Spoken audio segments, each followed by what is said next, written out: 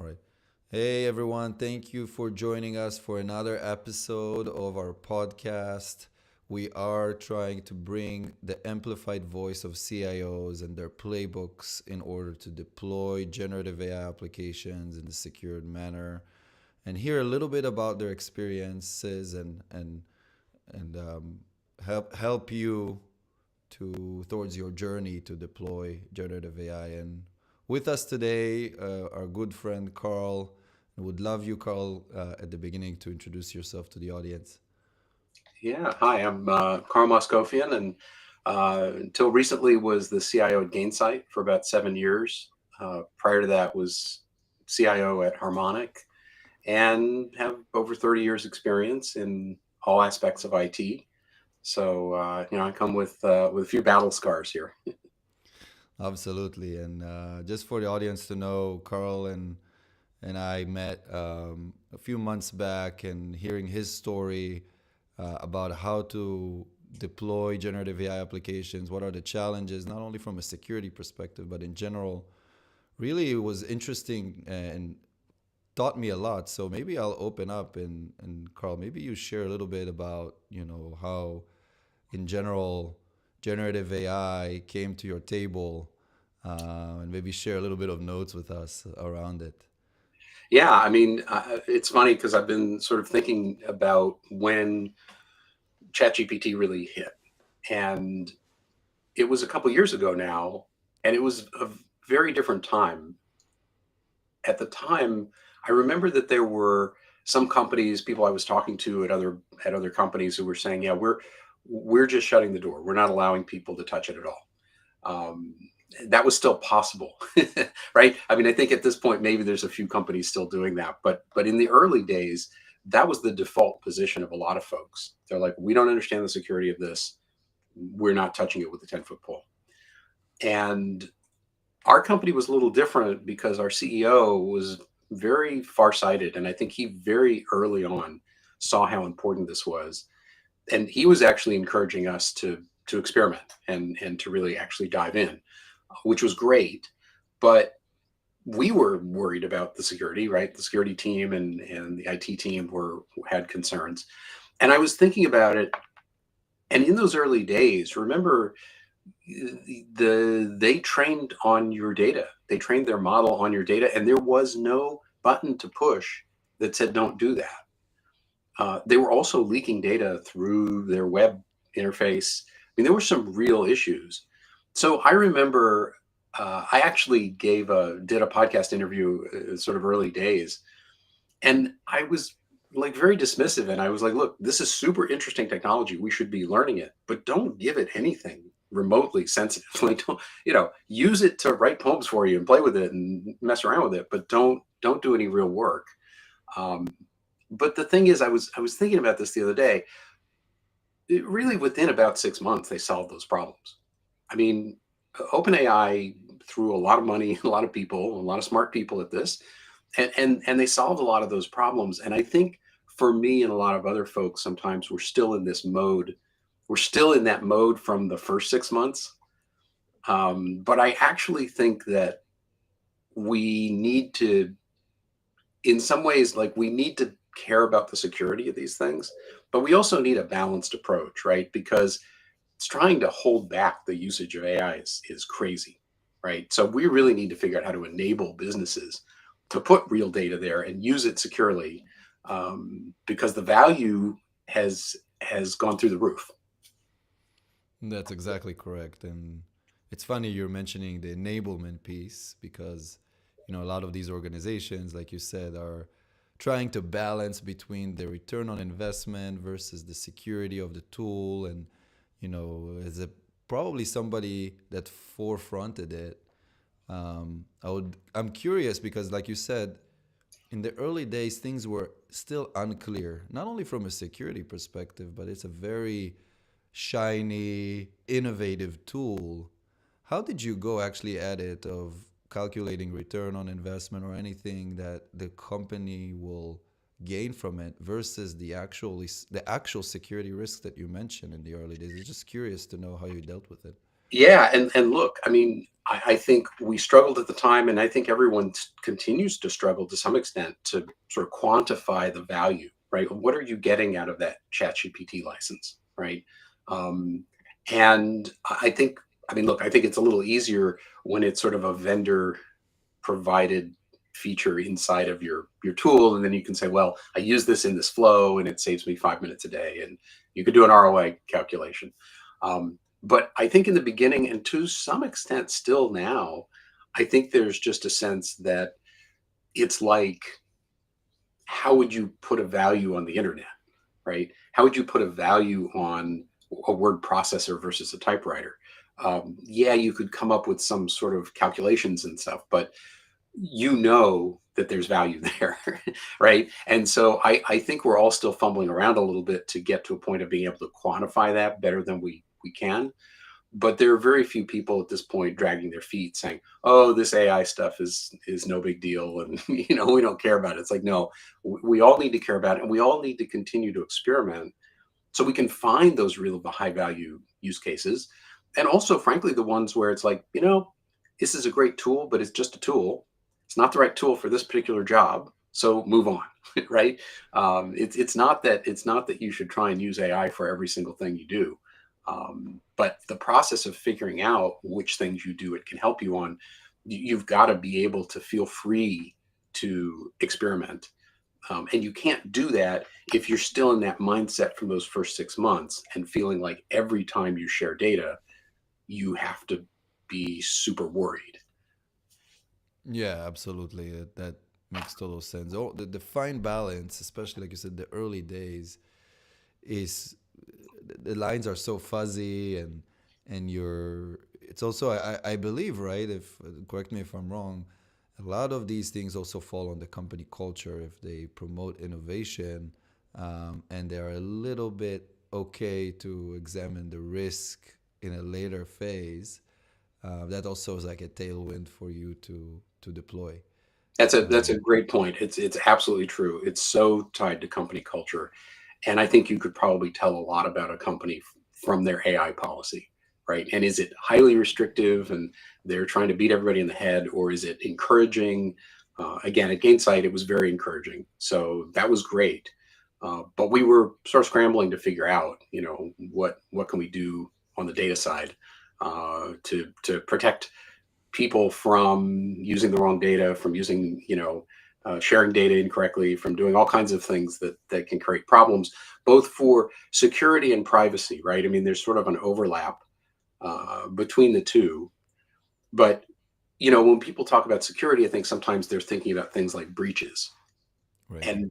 And that's always a concern. But I think in AI, it's not just about, is this technology going to expose us to some big external breach or something. It's, is it going to expose us to internal uh, data sharing issues, which in turn can turn into something external, right? If you have an insider threat, which I do think is an underrated threat vector that folks don't always think about that much, right? But if you think about what happens if people internally have access to data that they shouldn't, and if they've been compromised, right, or they've actually been placed in your company with specific purpose, which we recently heard a story about, of extracting data from you, then suddenly that internal problem becomes an external problem. Those are some of the areas, at least for me, that I worry about more on the AI side necessarily than the external breach. That's actually very correct, and I think part of my personal thoughts on it are aligning with you. I think it also is part of um, there is a journey in adopting these new technologies, and I think a lot of the customers and the prospects and all of our partners that we talk to, we hear pretty consistent themes across the board, right? People are just experimenting with it. People are starting to deploy it into the enterprise, purchasing a few licenses, right, to justify this return on investment that we just discussed, right? And if you think about it from a solely security perspective for a brief moment, those deployment statuses, the maturity of the deployment also uh, brings specific things that are risky. And I think two of them are very on point. One of them is like I deploy this technology. It's very well connected, for example, Microsoft and Google, to all of my files, to all of my enterprise data.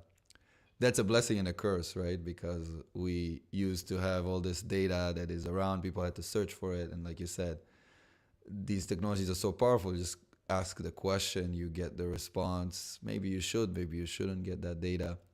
And then there are some people that, obviously, like you mentioned, that are not just so innocent of trying to consume that data, right? And have an intention of doing that.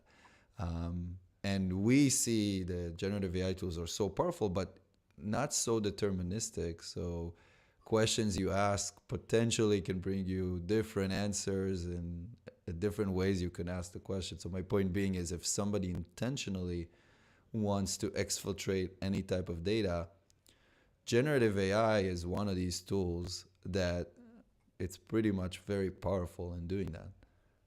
Yeah, absolutely. And I think when I mention this to people, sometimes they think I'm being paranoid, but I will just say that there are enough real world cases that it's not just a sort of paranoid thing. It really does happen.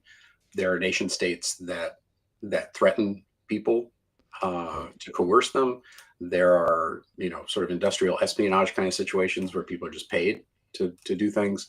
There are scenarios that happen that I was surprised when I learned about them. And I even asked, really? Is that like, did that really happen or is this out of a book? And it was like, no, no, no.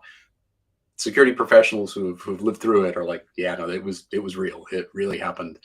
And so when you see things like that, it really kind of opens your eyes and makes you realize, okay, I can't flip to the other side and be so paranoid that people can't do any work, right? Right. But there's got to be Correct. some balance, and you've got to at least keep that threat in mind, and not just put your head in the sand. Um, so, and by the way, these some of these problems have been around for a long time. I mean, I think I may have told you the story of my first experience with sort of overshared information. Had nothing to do with AI, and it was almost 10 years ago. And it was on one of the file sharing services. Right. They all have the similar, Box and Google Drive and Dropbox, and all of them have different settings. And you can share something only with a specific person, or anybody with this link can view it. And this is not a new problem. Ever since those tools existed, users make mistakes, and it's nothing on purpose. Oftentimes they have no idea, they didn't know what the default was, or they're just trying to cut corners and they want to share this thing but they don't want to share it with 10 people, so they just say, here, anyone with the link can view it. And they don't really think about the fact that that now means that that's live data to anybody in their company. And the next thing you know, you've got an email thread with a link in it, and this was exactly my story from a long time ago.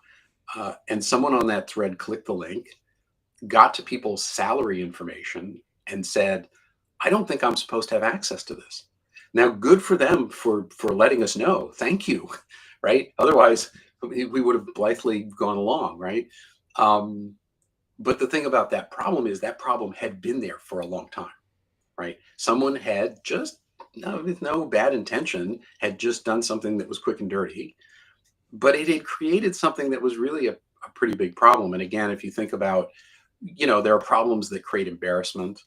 There are problems that create lawsuits, right? Because people get information that they're like, hey, wait a minute, what's going on here, right? Um, that cause internal dissension. But also, sometimes somebody who has access to that is feeding it to someone externally, right? So it's a pretty bad situation. It's been there a long time. AI is just exploding the the serious severity of this problem, right? Because it used to be, it had to be in an email thread, or you had to just stumble across it.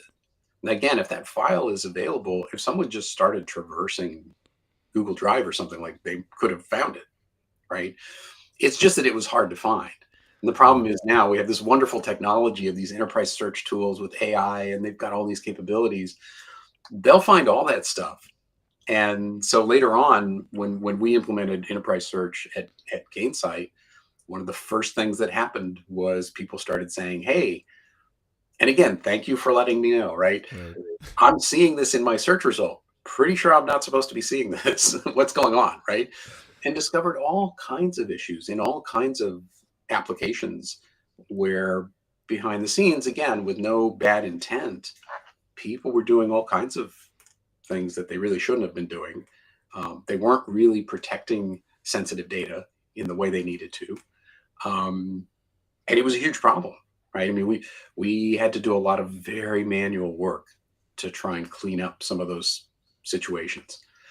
So it's becoming, it's not that it's a new problem, it's that it's just exploded in severity. Yeah, and I remember our time that we chatted about this a few months back, and it was this one scenario where I was very surprised to hear that you were so well versed with this problem and how to frame it. Not even a problem, a challenge, right? Yeah. And listening to the manual work you and your team did in order to really clean up the oversharing is something that was a lot labor intensive, but it meant that you actually recognized that problem very early on, before a lot of people did, because we constantly hear from people, it's either you proactively recognize that challenge, or exactly like you said, somebody comes, thank you, but somebody comes from your Yeah. organization and said, hey Carl, I was able to search for this, probably I shouldn't be able to, um, but that's definitely compelling to see that you recognize that and you try to find solution for it. And folks in the audience, if you have any questions or any comments, please feel free to put them in the chat and we'll address them as we speak. But my follow-up question to you, Carl, so given that you knew and you started to look at this problem and mitigate it, from what you know today, what advice could you give people that are implementing these in, with your knowledge today, and how to look at it and what to do when the situation arises? Yeah. I mean, I think this is one of those things that's like when we used to back up our systems, our laptops and stuff. And, the joke was nobody backed things up until they lost something. And then they started backing up, right? No one thinks it will happen to them, but eventually it happens to everyone. And I think this is just one of those things. Everyone needs to understand, whether you know it or not, you've got overshared data in your environment. And so you should be thinking about that proactively and not wait for it to blow up. Um, so now, by the way, there's less and less people who don't know that. I was actually at a CIO event where virtually everybody in the room had a story to tell. Essentially, once someone sort of opened with a story, like everybody had a story, and every CIO in that room had this problem. So this is becoming, again, it used to be a less common thing because you didn't, everybody had the problem, but a lot of people didn't know they had it. And it's becoming something now that everybody knows they have, because as soon as they flip the switch, and especially now with people like Google and Microsoft building in some of these capabilities, right? Because for a while, I mean, you had to pay some crazy like $30 a month for Google AI, and not everybody was doing it, right? But now they're like, no, no, no, everybody in workplace space gets it, and so now everybody's got that capability, which is great. But also, whatever files you had overshared on Google Drive are going to pop up for everybody now. So it's not something you really have a choice about. Like, you have to go deal with it. You can deal with it manually. You can deal with it with a tool. I mean, that's why I was intrigued by what you're building, because you're trying to attack this problem. But it's like we've all got to figure out something. And by the way, too, I don't want to like totally dismiss the kind of educational aspect of this. I mean, absolutely, we need to do a better job of training users. Here's the gear icon. You've probably never clicked it. There are things you can control about how you share things. And you just need to take a minute and understand what those options are. And you need to be more thoughtful about how you're sharing this data.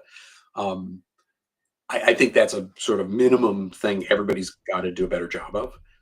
But I don't think it's enough either, because at the end of the day, it is what it is. No one's perfect. And but I don't want to totally ignore that sort of obvious, simple thing that everybody can do right now, literally, if you're not doing it. And it will at least help. Also, it will help prime people if later you introduce a tool that maybe starts popping up for people or doing something that impacts their workflow. They'll understand it better because they'll be like, oh yeah, that's that thing the company's been telling me for months. They've been trying to get me to be more careful about how I share data. Oh, this is just part of that. And so from a change management perspective, it's also sort of laying the groundwork for those kind of changes. Exactly. And another anecdote that I would love to share with the audience is we have a very innovative chief information officer and his counterpart, the security officer, trying to implement just that. That's the educational component. Because again, you get into an environment with the generative AI tool, you could fix issues left and right with IT. But as you mentioned, if there is not an educational component, IT and security will just run around trying to solve issues all the time around data sharing. And the best practice is to try to get all of these people involved, at least from their perspective, that organization, and have their organization liable to it, empathetic to it, to make sure that we're doing the right usage of company data with AI. Because, like you said, these tools are super powerful, but they're super well connected into your enterprise. It's almost scary at the same time what people, even unintentionally, can put their hands on, right? So I think the educational component is absolutely key. Yeah. Um, By the way, I have a specific suggestion about that. Kind of a hobby horse of all mine right, is please that do. I think that this kind of training in general, security, privacy kind of training, is way more effective if you customize it for different groups. So I think when you do a company-wide blast, that's fine. But what I think is even better is if, for instance, you get the HR team together and you give specific examples from their world, right? Because then it becomes a lot Right. more real, right? And different groups sometimes have different levels of sensitivity or different kinds of things they need to pay more attention to. One of the groups that I always felt like was extremely important was the professional services team, because in a SaaS company, professional services handles client data, right? They handle the data of our customers, and so that's highly sensitive. And so all of the sort of standard things you might tell people about being careful what you email versus put in a secure container and things like that are highly relevant to those folks in a way that it's not as relevant to a lot of other people in the company. So if you try and do a generic training, sort of half the company is sort of not paying that much attention to this part and they don't really care because it doesn't impact them. But the half of the company that really needs to hear the message is also maybe not getting it as sharply as they could, because it's a generic message, as opposed to let's talk about security and privacy in the context of HR, professional services, engineering. Right. They have slightly different focus areas and areas of importance. So I think this training is more effective when it's a little more customized. Absolutely, absolutely. The context is king, right? And if somebody's even again unintentionally consuming information from a specific department, like said HR, finance, sales, there's very different business workflows that they're dealing with, and if you customize it to their day to day, they'll be more Yeah, receptive to it, right? Because, like you said, the change management is hard. It's hard to change people's perspective years over years of sure. sharing information in a And specific everybody's way. busy. They're just trying to get their job Um, done, right? No one's doing any of this right. for bad motives. But Uh, the other thing, by the way, is there are different reasons why it matters in different groups. So, for instance, in professional services, it's like, folks, this is not just a good idea. Let me explain to you what's in our contract. Let me actually give you visibility to what we have contractually promised our customers. And you need to understand that you got to follow that. We made a commitment to our customer. right. We need to follow it, right? In HR, it may be, hey, there are laws, there's compliance issues here, and we get in big trouble if we make these kind of mistakes. And so that's why this matters, because that's the other thing is just beating people up and saying, hey, don't do this is not as effective. I think it's always better if you can give people the why.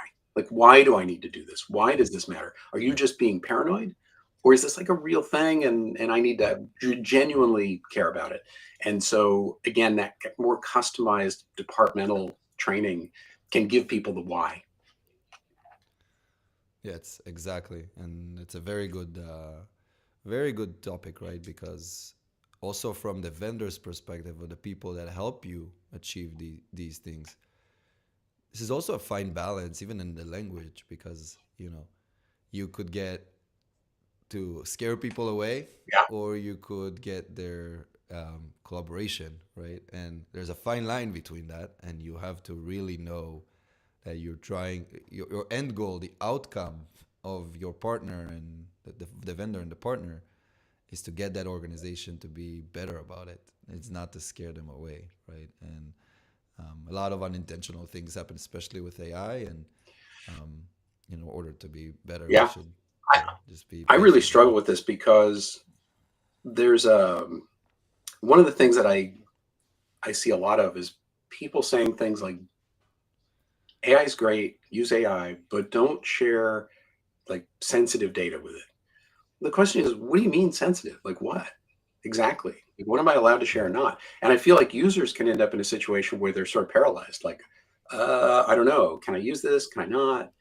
And I feel like Right. the human tendency is either to then say, throw your hands up and say, well, I don't know, so I'm just going to do whatever I want and not worry about it. Or to say, well, I'm just not going to use it because I don't want to get in trouble. Right. But neither of Right. those is really the ideal the ideal answer. But I think honestly, as IT and security professionals, we need to do I think a better job actually of giving people more specific guidelines that enable them then to not be sitting there worrying every single time they do something about whether they can or not. And by the way, I think some of that gets back to that whole thing that things really have changed from that first 6 months. And I think we need to recognize Right. that, right? If if I have a contract with a provider and it says we will not train our models on your data, and I've set that setting in my admin panel, then I think we need to believe that. I do think there's a little bit of just somewhat irrationally people just not trusting the some of these AI providers. Right. And I get that from maybe a historical perspective because well, those first 6 months were a little rough, right? But at some point, I mean, I have lots of SaaS providers who have a lot of sensitive data. And at some point, I have to trust them. I have to trust the contract that they've signed with me. Otherwise, I'll make myself crazy. I can't sit there with hundreds of vendors and worry about, well, yeah, I have a contract and they do all these things. We did a security review, but I'm still going to worry about them. Like at some point, you got to let it go and say, look, it is what it is. It's Right. risk. It's like any other risk. I mean, it's the risk of the cloud, right? And Right. I mean, this is all following the same path, I think, as cloud adoption. So when cloud came out, the risks were Right. high and the value was low. And so there were only early adopters, right? For whom the Right. value was Right. so high, they were willing to take the risk. But over time, the risk genuinely came down, which is not to say that SaaS providers don't get breached sometimes. And sure, that's what happens. But the risk went way down, the value went way up. And at some point, people were like, okay, I accept the risk. And I think AI is like that. And I think we've all got to sort of get to that point of comfort where it's like, you know what? We accept the risks. We're not going to sit around and make ourselves crazy worrying about this stuff. Exactly. Exactly. That's a very, very good point, right? And one of those questions I wanted to ask you here, right? Because like you said, this is very similar adoption patterns to the cloud, right? Like you kind of, in the first 6 months, like it was kind of like the wild, wild west, and things are starting to obviously be more shaped and formed. Um, Given what you just said, I'm curious to know how would you go at the AI policy of a company? So basically, if you were still an operator and you've seen obviously all of these advancements, part of this oversharing, I believe it's part of a broader AI policy, right? We're still in the early days of adoption, right? People are just still kind of purchasing licenses still to a lot of these IT-based generative AI tools. How'd you go about putting a policy similar to what the cloud policy and the data security policies?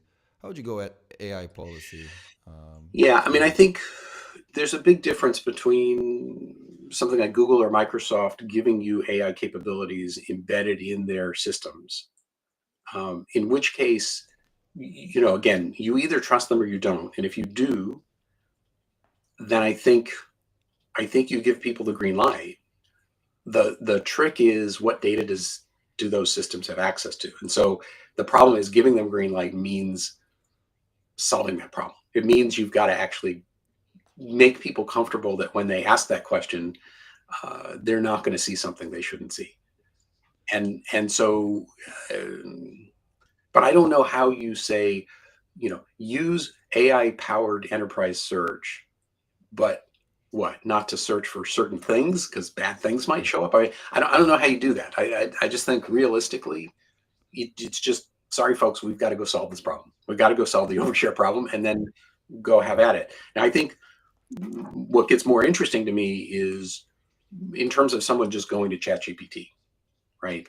Mm-hmm. Um, I think there it gets a little trickier. And honestly, the thing that's the most concerning to me right now has to do with the internal use of AI, and specifically around custom GPTs or whatever it's called in a particular platform. But essentially, people are building applications, and it's highly decentralized. They're doing it. It's not going through IT typically. And by the way, the tools don't facilitate that very well, which is a kind of frustration of me. So anybody can create a custom GPT and make it available to the company. And so then the question is, how thoughtful was that person, who, by the way, is not probably a developer, right? Because again, all of this is just in English, which is beautiful. It Right. democratizes all this stuff, but it also creates danger, right? Right. Someone has created this tool. People go to it, they ask questions, they get answers. That's great. But if you ask a question like, what data is this operating on? Then suddenly it's like, well, so actually there's two things. One is it operating on static data? Did you just upload a bunch of stuff? And 3 months from now, this tool is going to be useless if you don't keep doing that manually. Or is this thing wired to something? And if so, what is it logging in as? Right? Because the most likely thing is it's logging in as you, right? If you created it, right, that's the only login you have access to. It's the only way you have to get data. But now you've created essentially an application, an agent or a custom GPT or whatever we're going to call it this week. And that thing has access to whatever you have access to. And have you thought about the fact that maybe you have access to stuff that the whole company shouldn't necessarily be seeing, right? So that kind of thoughtfulness um, is what we do all the time, right? In IT and security, like that's our life. And so from an AI policy perspective, I think the main thing is that I'm not asking to try and control everything, because I can't, right? I can't go be the person who writes all that stuff. It's great that the business users are creating tools for themselves, right? They're doing that much better than I could. I couldn't scale up to do that for everybody in the company, right? But what I really want is for them to run that past, essentially, in a technical sense, what I would call code review, right? I'd like to see them before they go into production. And again, it's sort of my number one, when I talk to vendors, the number one thing I ask them for, right?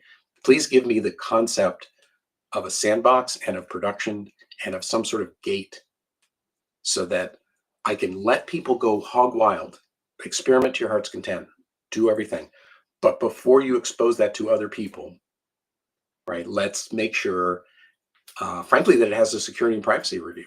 That's really, it's that simple, right? Right. Is this something that can actually be shared? Because it's just so easy. That's the problem. It's so easy to to overshare, and again, for all the reasons we talked about, that creates a lot of risk. Yeah, exactly. And if folks have in the audience any type of questions or comments and share your thoughts about it or your experiences, please feel free to put that in the comments.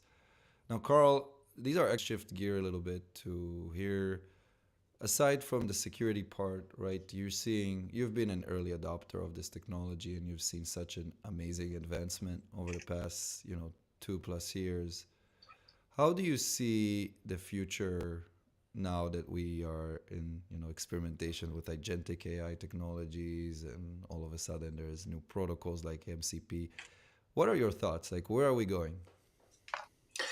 Well, I think the thing is, I have been around a while, and if people are familiar with the famous hype cycle, I've never seen that to fail. Um, Everything always starts off with this huge hype bubble, uh, and then there's something they call the trough of disillusionment, right? When people are like, "Oh, this thing is BS. It doesn't really do anything," and then it settles down to what really makes sense. And I think it's going to be exactly the same, right? We've had this huge hype bubble. I'm not sure we're out of that bubble right now.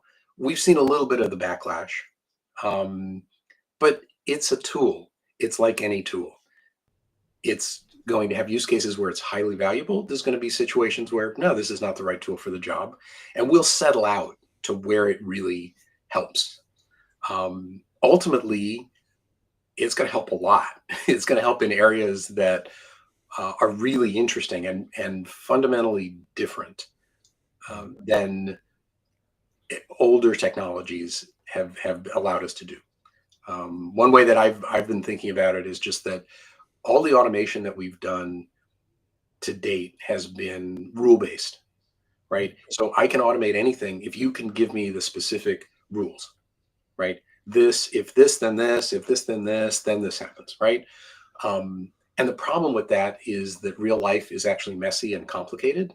And so what ends up happening is there's only so much we can automate because there's more exceptions than rules. And so pretty soon you end up with these really hard to maintain systems and they don't really quite work. Right. And AI, I think, has the promise of saying, I can be fuzzy. You don't have to give me all the rules. Or you Right. can give me a high level set of rules and I'll figure out what the right thing is to do in different situations. And now I think, look, we're a long way from that being something you can fully trust and sort of turn over the process to that agent or something. But that's the promise that this holds out. And that's a significant leap. So I think it's going to be hugely impactful, but we're going to have to figure out which are the right tools for this job, or the right job for this tool rather, and we'll settle out as to where the real value is.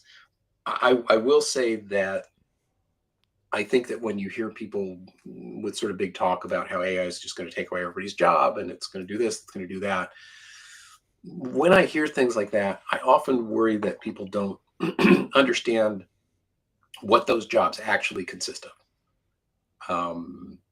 And I just have a funny feeling that human beings are doing things that aren't as visible from a distance.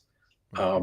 But when you say, I'm going to replace this with an AI agent, we're going to find out, oh, actually, those people were doing a lot of things. I think coding is a great example. People are very excited about AI in coding, and I think it can do a lot of things to improve engineer productivity. However, if all engineers did was write code all day, if they were just machines Right. that took precise and perfect requirements documents in and spit code out, then I think maybe that's possible. But I don't think that's what programmers do at all. And in fact, if you go out on the floor in an engineering team, what will you see? You'll see a ton of people like rolling their chair over to the person 2 cubes down and saying, "Hey, can you look at the how does this thing interact with each other? What is right?" You'll see a ton of people questioning those requirements and saying, "Hey, I know you asked for this, but this doesn't really make sense," right? Right. So there's more going on here than just typing code. And in fact, I would say that in some ways that's the smallest part of a great engineer's job is just writing code. So I look. I think there will be a lot of impacts, but I think the human race still has a little life left in us. Exactly, exactly. And we're also seeing it, right? Even as a young startup, we're leveraging all these tools to product development and go to market strategy. I would say it's phenomenal progress. Sometimes I'm shocked by how amazing that is and what a revolution we're going through. But like you said, it still feels like a little bit early to the point where the error pruning of these systems is still not there, right? Yeah. And it still needs a little bit of human involvement. But as we go, right, if the attention is there and the capital is there and people are improving these foundational models, there's no reason why, in the next 2 to 5 years, a lot of these manual processes and a lot of these use cases, as bizarre as they sound now, would probably be realistic, right? Yeah. And Um, the other thing that happens with technology is you make it easier to do things and then you do a lot more stuff. And then that creates all kinds of problems because now you have so much stuff, right? I mean, SaaS enabled us to have a bazillion applications, which then created the need for these really powerful integration platforms, right? Because suddenly there's so much more integration than there used to be. So they sort of solve one problem, they create another problem. Net net, they do good things in the world because you have more stuff, right? Which is good, but it's not like that comes without a cost. So, yeah, you exactly. know, yeah. Yeah, nothing is free. You can't eat the cake and keep it, as Yeah. as it is. Maybe the last question I'll ask you, right? You're coming from an innovative company such as Gainsight, doing great things in customer success. Like, curious to hear your thought after so many years of being at that forefront of that field, customer success, and would you think that AI could benefit that field? Absolutely. And by the way, I mean, our teams did amazing things um, to provide some really helpful tools to customer success managers, and we've added a ton of stuff to the tool. So Gainsight itself as software has all these AI features, which are fantastic. They really increase the productivity.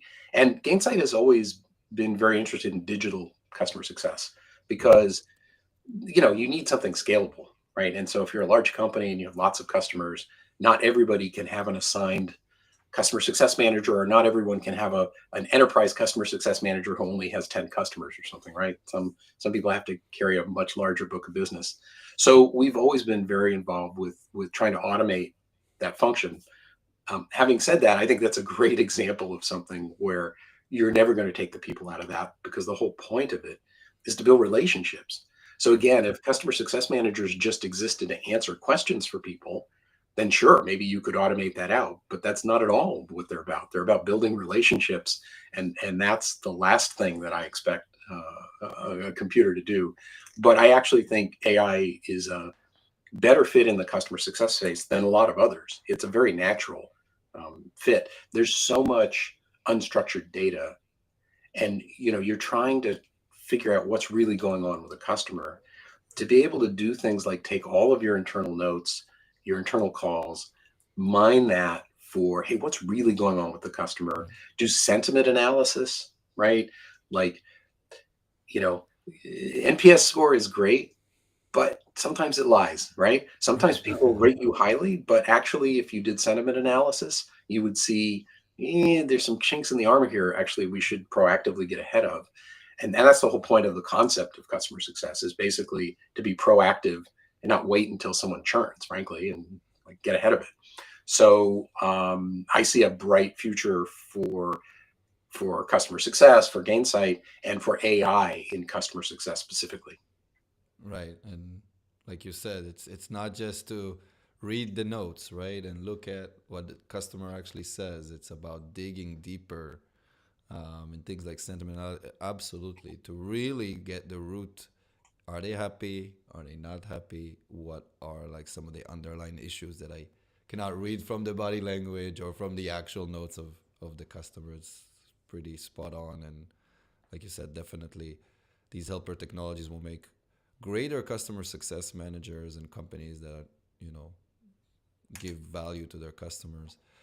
We're almost at time, Carl.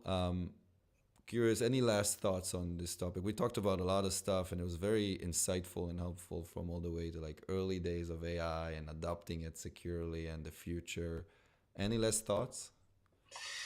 I think just that, again, we've got to find a way to securely and safely enable our companies to really get all the value that's sitting in front of us with this technology. So I really see security in the AI space not as a blocker, right? Not as a way to tell people what not to do, but a way to enable them to do stuff. And I think that's an important distinction because I think, again, culturally, if the message people get is this is scary, you need to be walk on eggshells whenever you're dealing with AI, then I think you miss out on all the innovation and energy that you can create with this tool. Yeah, absolutely. Absolutely. Carl, this has been such a great conversation. If the audience wants to follow Carl and share some of your notes, the QR code above gives a link to Carl's LinkedIn. And again, thank you so much for sharing all of your experiences around it. And like you, I'm looking forward to see the advancement, not only in customer success, but in general. It's been a pleasure, Carl, as always. Thank you so much. Thanks.